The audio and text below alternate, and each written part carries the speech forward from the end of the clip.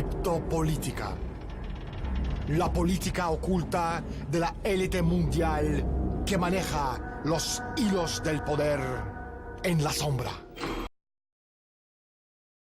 El gobierno totalitario no es el único parámetro del totalitarismo. El terror psicológico no es la esencia, sino el signo de puntuación de lo que significa el poder. Esta fuerza omnipresente domina por medio de la modificación de la conducta y el cambio de identidad. Veremos.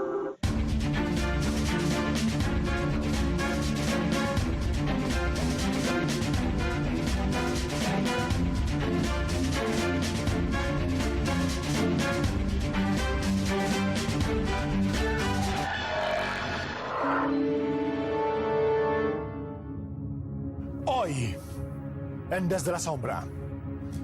En la década anterior se mantuvo la población mundial en un permanente estado de inestabilidad a través de continuas debacles económicas y decretos de comercio transnacional que vaciaron las arcas estatales y eliminaron el derecho a la autodeterminación de los países.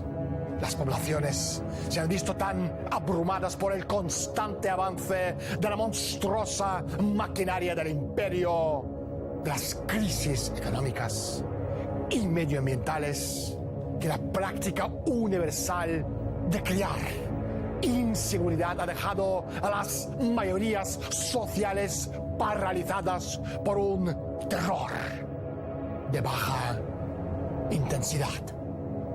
Condición indispensable para que un movimiento totalitario continúe avanzando, porque su modus operandi consiste en tener a sus súbditos en perpetuo desequilibrio.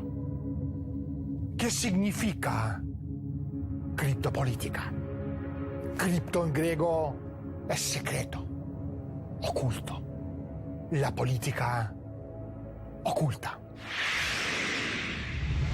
Hoy hablaremos con Andrei Fursov, profesor experto mundialmente reconocido en materia de geoestrategia. Andrei, bienvenido al programa. Hola, Daniel. Pero primero, salgamos a la calle y preguntemos a la gente cómo entienden ellos la palabra política. Política interior, la que hay dentro de un país, la política de un país dentro de un país, exterior hacia el exterior del país y global, pues la política mundial, ¿no?, que harán todos los países. Pues hombre, interior, las que incumben un territorio, un país. Exterior, cuando ya es más internacional, sí, interactuando con otros países. Y global, cuando es de índole mundial, que nos afecta a todos, vaya. Bueno, la política interior es la política del país propio, la política exterior es la política que hace un país hacia el exterior y la política global pues son lo que hacen, por ejemplo, la Comunidad Económica Europea, globalmente, entre muchos países. Dos preguntas en uno para nuestro invitado. ¿En qué se basa la actual crisis financiera global y qué es capitalismo?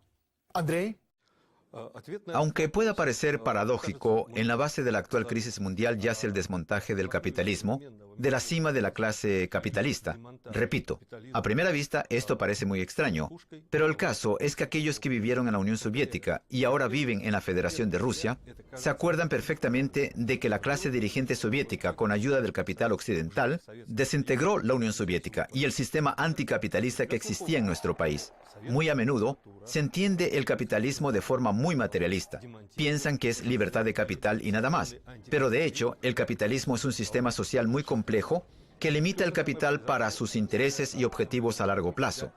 Como limitador del capital actuó el Estado, la política, la sociedad civil y la educación de masas. Si miramos lo que ocurre en el mundo noratlántico en los últimos 30 años, en las condiciones de la llamada revolución neoliberal, que en realidad es una contrarrevolución, vemos que se desmonta el Estado y que el Estado se está oxidando. Eso lo sabe todo el mundo. La sociedad civil se encoge y la política se convierte en una combinación del sistema administrativo y del negocio de espectáculos. En otras palabras, Todas estas formas que limitan el capital se desmontan. Pero el caso es que el capitalismo es únicamente el capital y estas formas. El propio capital ya existía antes del capitalismo y seguirá existiendo después de él. Otra cosa es que el control del proceso de desmontaje se les escapó a los organizadores. Y esto da la posibilidad de que existan diferentes fuerzas anticapitalistas. Estamos viviendo un descalabro mundial. No es una crisis de un país o de un sector o de un continente. Es una crisis mundial financiera, económica, social, ecológica, moral y existencial. Además, la destrucción total de la economía mundial es algo que se está llevando a cabo a propósito. Y la razón es que el imperio sabe que el progreso de la humanidad significa que su final como imperio es inminente, que no puede sobrevivir en un mundo con un progreso científico y tecnológico generalizado. Como el imperio precisa de un mundo con personas tontas y serviles como borregos. El imperio se dispone a destruir las estructuras de los estados, naciones que apoyan la vida y que apoyan el progreso de la humanidad. Es decir, están atacando la economía de las naciones para destruirlas como modo de conservar su propio poder. ¿Cuáles son las principales etapas en el desarrollo de las estructuras supranacionales cerradas? Andrei. Cuando hablamos de las estructuras cerradas supranacionales, en ningún caso debemos demonizarlas ni llegar al extremo conspirológico. La existencia de dichas estructuras es un rasgo característico de la economía política del capitalismo. Lo que ocurre es que estas estructuras eliminan una contradicción básica muy importante del capitalismo. Como sistema económico, el capitalismo es un mercado mundial único, relativamente homogéneo, mientras que, en términos políticos, el sistema capitalista es un conjunto, un mosaico de estados, un sistema internacional de estados.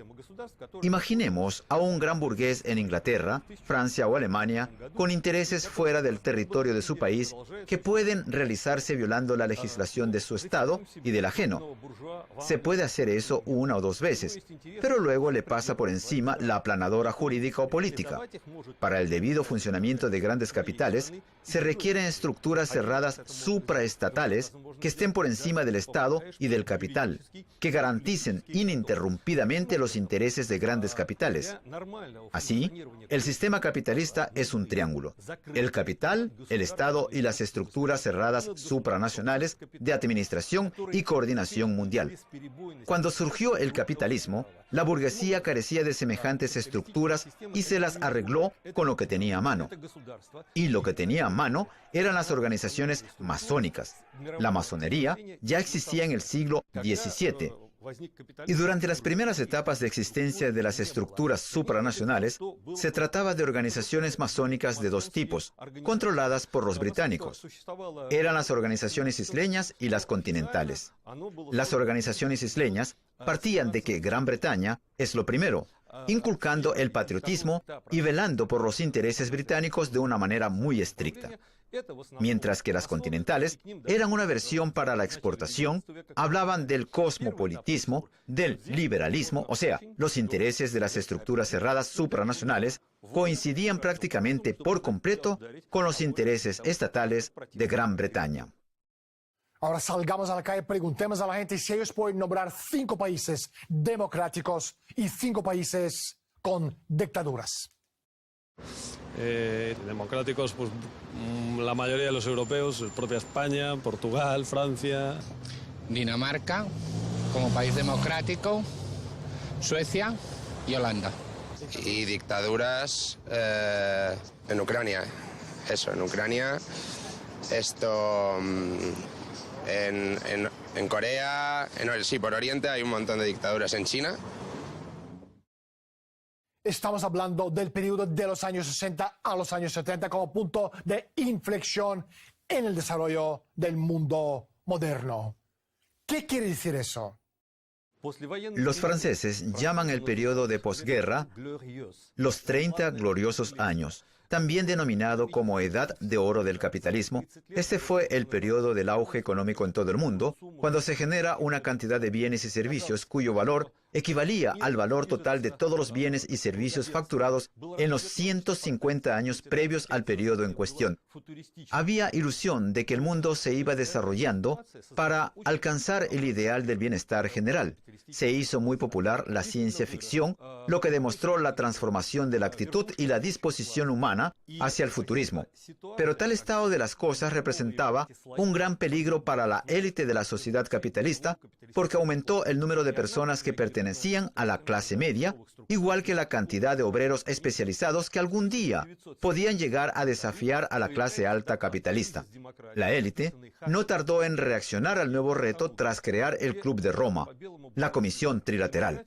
En 1975 se publica un informe que se llama La crisis de la democracia, cuyos autores son Huntington, Crozier y Batanuque. El informe dice sin faltar punto ni coma que la democracia en sí no representa valor, sino que es una herramienta que sirve para provocar apatía en la sociedad. En aquel momento, la élite del capitalismo internacional se dio cuenta de que si la tendencia del desarrollo del capitalismo seguía igual como en los últimos 150 años, al final la podría privar de su poder y de sus privilegios. Entonces, se planteó el objetivo de parar el progreso técnico-científico. Con este fin, se puso en funcionamiento el programa al que yo llamo 3D: desindustrialización, despoblación y desracionalización de la conciencia y del comportamiento. ¿Para qué sirve la desindustrialización? Se lleva toda la producción a países del tercer mundo para sacar márgenes más elevados, al pagar lo mínimo a los obreros. Pero lo que realmente tenía importancia era la razón geopolítica. Al desindustrializar el núcleo del sistema capitalista, lo que se hace es debilitar la posición socioeconómica de la clase obrera y de la clase media, del Estado y del bienestar en general. Andrei, un momento, por favor. Aquí tengo que recurrir al clásico del marxismo, Friedrich Engels, que en 1844 decía lo siguiente: la economía política nació como resultado natural de la expansión del comercio. Y con su aparición, el trueque elemental y poco científico fue reemplazado por un sistema complejo de fraude autorizado, una verdadera ciencia del enriquecimiento. Aparte de debilitar a la clase obrera, las principales instituciones internacionales están fomentando una política de retroceso tecnológico y una reducción de varias miles de millones de personas de la población mundial. Pero, ¿por qué? Porque el nivel del desarrollo y del progreso tecnológico es directamente proporcional a la densidad de la población. Para que ellos sobrevivan en una época en que se están agotando los recursos naturales del planeta, la mayoría de nosotros tiene que morir. Pero, ¿cómo se destruye la demanda? A través de la desintegración controlada de la economía mundial. Y para llevar a cabo esta desintegración sería necesario que las fuerzas externas provocaran sacudidas, crisis de petróleo, reducción de crédito, sacudidas de los tipos de interés, lo que llevaría a la economía mundial a un crecimiento cero y más adelante a un crecimiento negativo. Al mismo tiempo, seguir con el establecimiento del mercado al contado de petróleo, la creación de los mercados de eurobonos, los mercados de derivados, la expansión del aparato bancario en paraísos fiscales, así como el blanqueo de enormes cantidades de dinero procedentes del narcotráfico por medio de algunas de las corporaciones bancarias más importantes del mundo. Ahora volvemos a nuestro invitado. Andrei, sigue, por favor. Pero para llevar a cabo la desindustrialización hacía falta modificar la mentalidad de la gente. En 1962, con el dinero de Rockefeller, se creó el movimiento ecológico que empezó a inculcar a la gente que las industrias estaban contaminando el ambiente, que muchas de ellas no eran imprescindibles y que la energía atómica representaba mucho peligro. Después de fundar el Club de Roma, el primer informe que saca se llama Los límites del crecimiento, cuya idea principal es la siguiente: la humanidad ha alcanzado los límites del crecimiento industrial y ya no es necesario seguir desarrollando la producción. Ahora es la naturaleza la que se convierte en protagonista. Tenemos que salvarla del ser humano. Y es entonces cuando se pone en marcha el programa de despoblación. En el año 1974, Henry Kissinger emitió el memorándum secreto que se llama Peligros del crecimiento de la población mundial, y a partir de los años 90 del siglo XX, el programa de despoblación de la Tierra forma parte de los programas de la ONU, lo que contrasta fuertemente con las ideas que había en los años 40. Huxley, que fundó la UNESCO en 1946, en 1948 solo hizo mención a la posibilidad de controlar el número de la población mundial, por cuya razón fue expulsado del cargo que se había creado él mismo. Y desde fines de los años 90 del siglo XX, la élite internacional ya no tiene que disimular sus intenciones de reducir la población. Y por último, la tercera D, la desracionalización de la conciencia y de las normas de comportamiento. Por ejemplo, el auge de la ciencia ficción cae en los años 50, 60 y 70. En los años 80, lo sustituye el género que se llama fantasía. ¿Qué es fantasía? Es un futuro que refleja el pasado. Es un mundo que carece de conceptos de democracia y progreso. Es un mundo donde el poder tiene una explicación mágica, en el que conviven reyes y dragones. Es decir, es un mundo irracional. Lo que podemos ver es que desde los años 60 se realiza un programa cuya meta es detener la evolución de la historia y cambiar la sociedad capitalista por una especie de sociedad neofeudal o de casta. Por cierto, el cumplimiento del programa, cuyo cumplimiento era imposible mientras existía la Unión Soviética, o sea, era imprescindible derrotar y destruir la Unión Soviética, no solo por cuestión de competencia entre el Occidente y la URSS, sino también para lanzar el proyecto de globalización. El 18 de agosto de 1948, la élite mundial prepara un documento que más adelante sería la base ideológica de la Guerra Fría. Este documento decía que sin poder derrotar a la Unión Soviética, poseedora de la mayor riqueza de recursos naturales del planeta, tienen que emplearse otros métodos más discretos. Así que desestabilizar el Estado ruso se convirtió en el objetivo primordial del imperio. Primero, tras la Guerra Mundial y después, tras la caída de la Unión Soviética en 1991. La estrategia pretendía que el país cayera en la anarquía.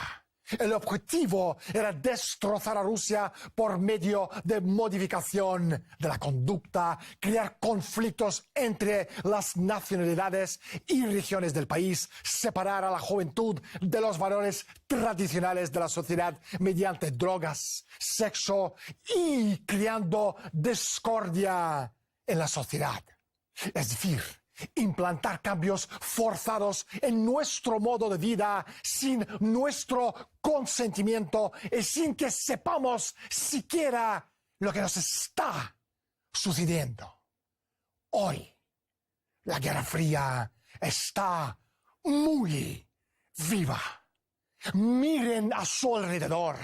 Toda clase de degeneración musical es un producto fabricado por orden de un laboratorio. Todo ecologista a quien no han lavado el cerebro ha logrado huir de un laboratorio de ingeniería social.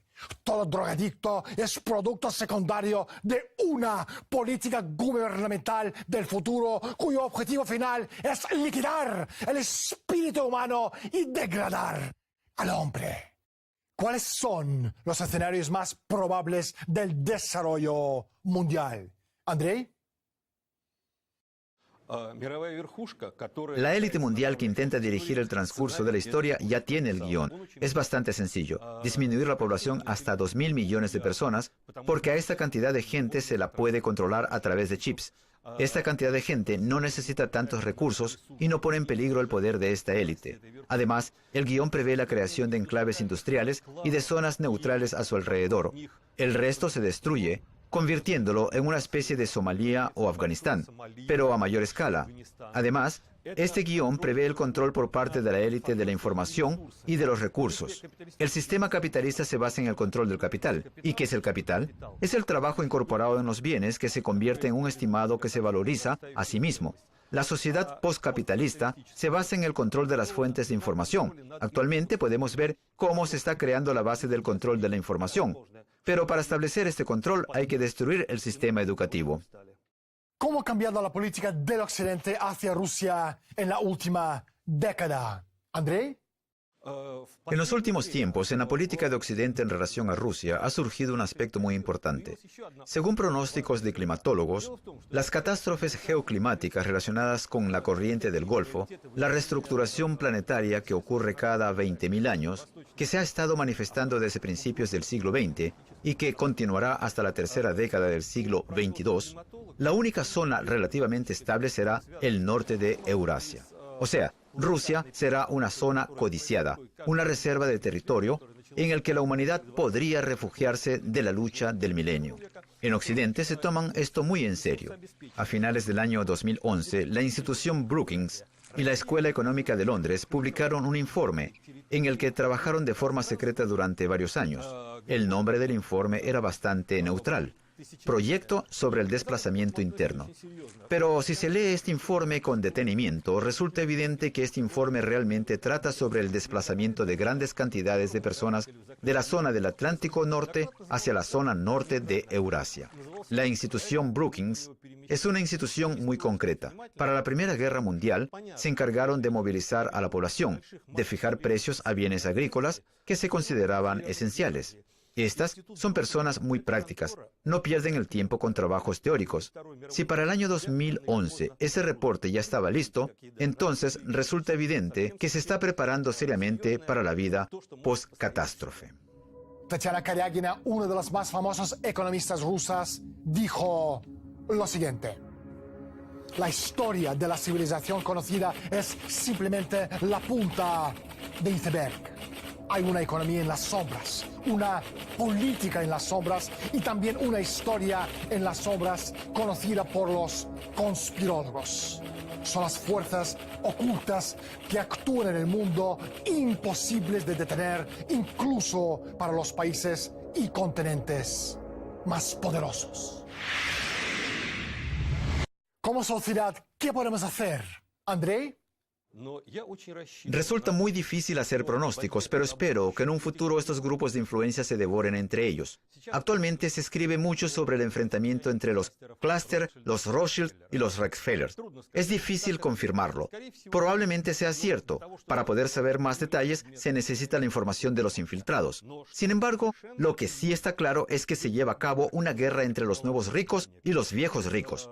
Por ejemplo, en el informe de Stanley Morgan del 2012 se habla de la necesidad de acabar con la existencia del chupasangre del sector financiero y petrolero que ganaron sus fortunas en los últimos 10 o 13 años. La manera más eficaz de romper la hegemonía del poder es a través de una sociedad justa y bien educada, y llevando el potencial cognitivo de cada persona hasta un estándar de calidad como ciudadano. Pero no tenemos este sistema en marcha porque el imperio había impuesto en todos los países del mundo un sistema educativo basado en el resultado.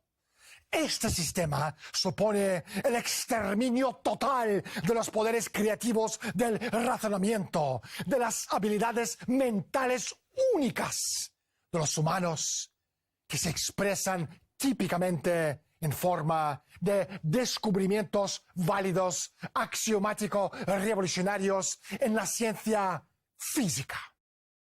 La conciencia de estas ideas por parte de la población general supondría el fin del sistema oligárquico. Las naciones que promueven el crecimiento creativo mental de sus ciudadanos producen personas que no van a tolerar formas de control oligárquicas indefinidamente. Hoy hablamos con Andrei Fursov, profesor y experto en materia de geoestrategia. Andrei, no hay tiempo para más. Muchísimas gracias por estar con nosotros. Hasta la vista, Daniel. Se dice que muchas cosas no las entendemos. No porque no las entendemos, sino porque esas cosas no entran en nuestra esfera de conocimientos. Les hago una pregunta. ¿Qué clase de sociedad estamos construyendo? El hecho de que estamos viviendo la crisis existencial más grande de la historia no quiere decir que el planeta Tierra navegue sin rumbo. Quiere decir que nosotros no conocemos ese rumbo, pero que el rumbo tan preciso como un reloj suizo existe, manejado por el imperio invisible. De eso no tengan dudas. En el mundo del imperio no hay casualidades, ni coincidencias, ni accidentes. Así que nos encontramos en una encrucijada. Y del camino que tomemos ahora dependerá que vivamos en el siglo XXI como repúblicas o como esclavos subyugados. Aquí no hay segundas oportunidades, terceras opciones, ni cuartas vías. Les recuerdo, donde no hay visión, el pueblo fallece. Soy Daniel Stulin. Bienvenidos al mundo de Humo Espejos. Gracias por estar con nosotros y hasta la semana próxima.